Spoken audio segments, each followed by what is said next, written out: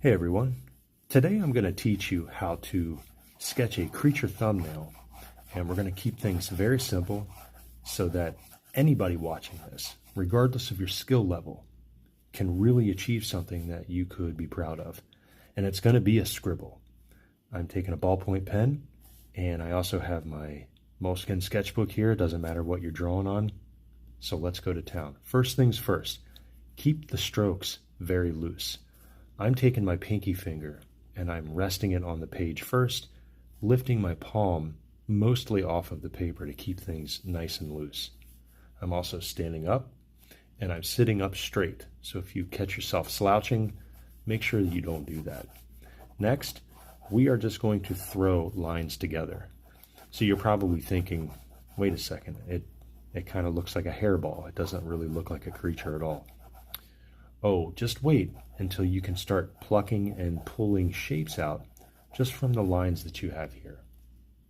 All right, so when we do this, we press harder in certain areas and we release pressure in others.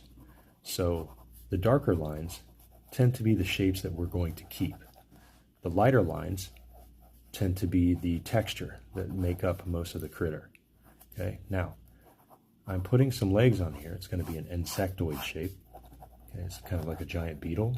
So if you're scribbling along with me right now, take a look at it and go, where can I put some shadows? Where can I put some eyes? Where can I put the shell or whatever you may be drawing?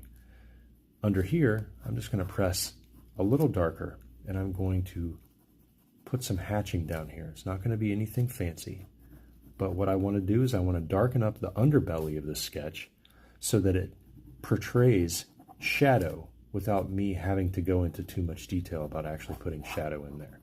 See how loose I'm keeping the lines? This is what you want to do, everyone. You keep these lines nice and loose so that it remains suggestive.